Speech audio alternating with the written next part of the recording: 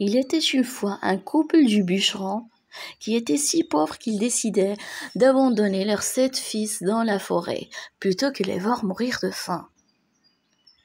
Mais le plus jeune des garçons bâtissait le petit poussé parce qu'à sa naissance il n'était pas plus grand qu'un pouce, entendit la conversation de ses parents.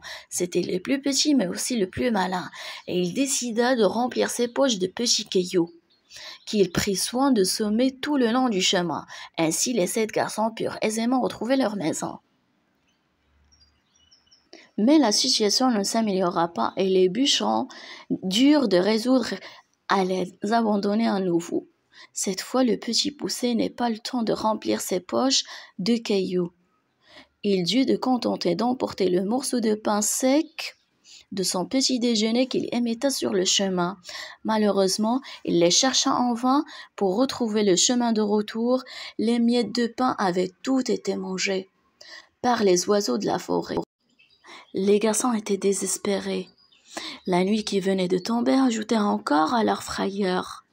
Mais le petit poussé ne perdit pas courage. Il grimpa au sommet d'un arbre afin d'observer les alentours. Très loin, il aperçut une lueur. « Probablement une maison » s'exclama le petit poussé. Et il informa ses frères et ils décidèrent d'aller dans la direction de la lumière. Il s'agissait bien d'une maison. Le petit poussé frappa à la porte et une dame le rouvrit.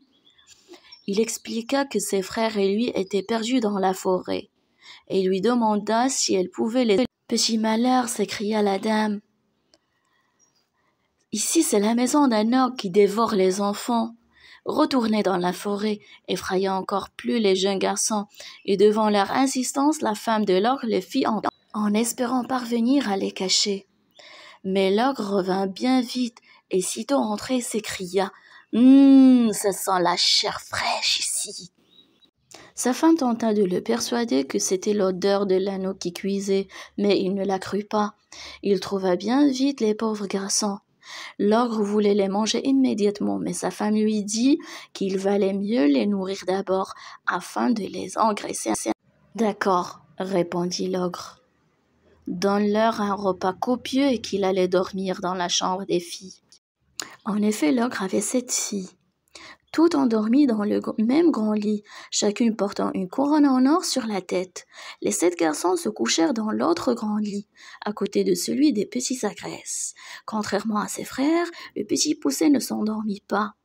Il se méfiait de l'ogre et eut l'idée d'échanger son bonnet et ceux de ses frères avec les couronnes des 7 filles.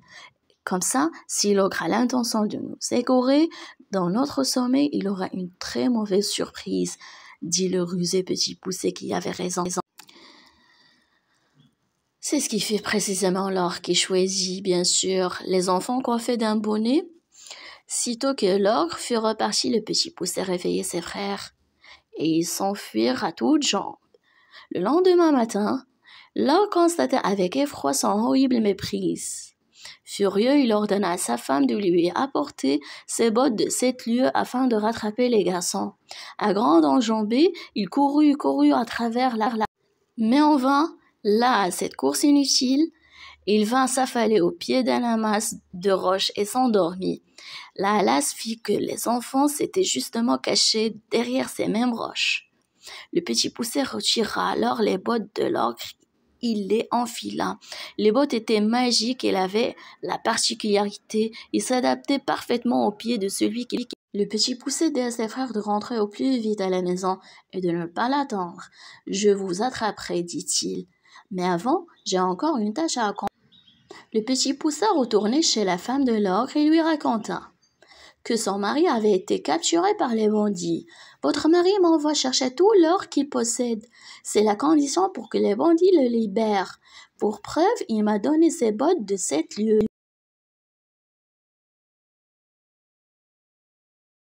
La femme convaincue que le petit poussé disait la vérité, mit tout l'or de son mari dans 2 grands sacs et le remit aux garçonnettes.